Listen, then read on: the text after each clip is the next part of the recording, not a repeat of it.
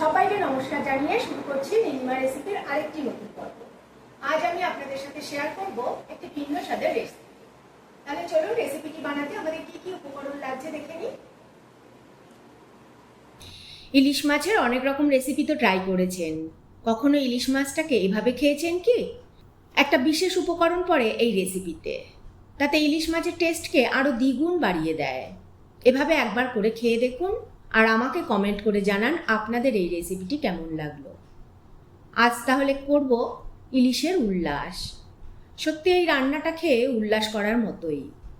তাহলে চলুন, কি সেই বিশেষ উপকরণ সেটাও দেখে নিই, আর কি কি লাগছে সেটা দেখে নিই।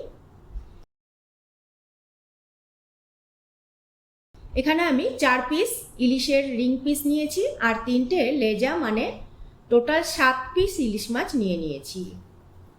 4টে কাঁচা লঙ্কা নিয়েছি, 1 বাটি সর্ষের তেল নিয়েছি, নুন হলুদ ভাইবোন তো আছেই, আর সেই বিশেষ উপকরণটি হলো রসুন আর শুকনো লঙ্কা। 7 থেকে 8 কোয়া মতন রসুন নিয়েছি, 5 থেকে 6টা শুকনো লঙ্কা নিয়েছি। আপনারা চাইলে কিন্তু কাঁচা লঙ্কার ব্যবহার করতে পারেন, তবে শুকনো লঙ্কা দিলে রঙটা খুব সুন্দর লাল টকটকে হবে, ওই জন্যই আমি শুকনো লঙ্কা দিয়েছি। আর এখানে 1 চামচ কালো সর্ষে আর 1 চামচ হলুদ বা সাদা সর্ষে যেটাকে বলে সেটা নিয়েছি। কালো সর্ষে দিলে সর্ষের ঝাঁঝটা খুব সুন্দর পাওয়া যায়, ওই জন্য আমি একটু কালো সর্ষে নিয়েছি আর একটু হলুদ সর্ষে নিয়েছি। এই কয়েকটি মাত্র উপকরণেই বানিয়ে ফেলবো ইলিশের উল্লাস। আর একটা উপকরণ বলতে তো ভুলেই গেছি, একটা লেবুর রস লাগবে। প্রথমেই আমরা রসুন আর শুকনো লঙ্কাটাকে শিল নোড়াতে বেটে নেব। আপনারা তো জানেনই এই ধরনের রান্নাতে আমি শিল নোড়াতে বাটা মশলা প্রেফার করি বেশি। রসুন আর শুকনো লঙ্কা বাটা হয়ে গেছে, দেখুন। নামিয়ে নিয়ে ওই শিলেই 2 রকম সর্ষেকে বেটে নেব খুব ভালো করে।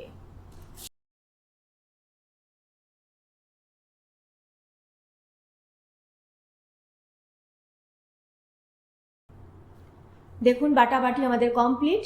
এবার আসি তাহলে আসল রান্নাতে। একটা প্যানের মধ্যে প্রথমে মাছগুলোকে সাজিয়ে দেব।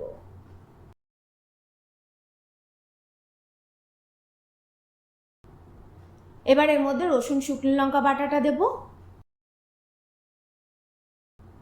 সর্ষে বাটাটা দেব, এবার হলুদ দেব পরিমাণ মতো, নুন দেব স্বাদ অনুযায়ী। এবার এর মধ্যে সর্ষের তেল দেব বেশ খানিকটা, মানে ওই 1 বাটি মতোই। ভালো করে মাখিয়ে নেব মাছের সাথে মশলাগুলোকে। এইরকম ভিন্ন ধরনের রেসিপিগুলো খুব সহজেই বাড়িতে বসে শিখে নিতে সাবস্ক্রাইব করে নিন নীলিমাস রেসিপিস চ্যানেলটিকে। আর আমার সমস্ত রান্নার আপডেট সবার আগে পাওয়ার জন্য বেল আইকনটা প্রেস করতে ভুলবেন না।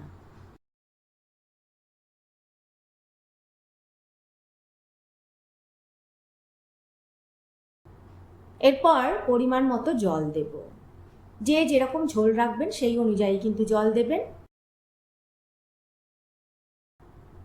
সবশেষে এর মধ্যে লেবুর রস দেব। এবার ঢাকা দিয়ে 10 মিনিট এইভাবে ম্যারিনেট হতে রেখে দেব। 10 মিনিট পর আমরা গ্যাসে বসিয়ে দেব। খুবই ধিমে আঁচে কিন্তু রান্নাটা করতে হবে। প্রায় 15 মিনিট ধরে আমি ধিমে আঁচে ফুটিয়ে নেব।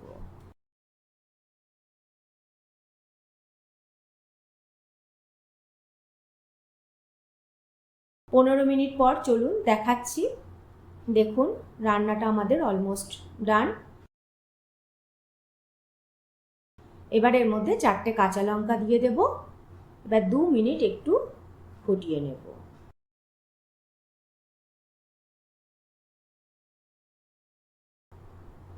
তারপরে 10 মিনিট গ্যাস বন্ধ করে স্ট্যান্ডিং টাইম দেব।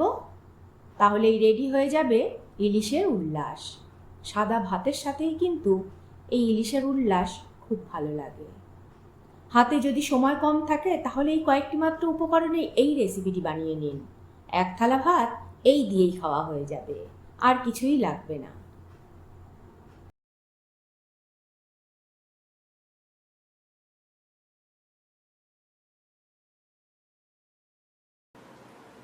কেমন লাগলো আমার আজকের রেসিপিটি কমেন্ট করে জানাবেন।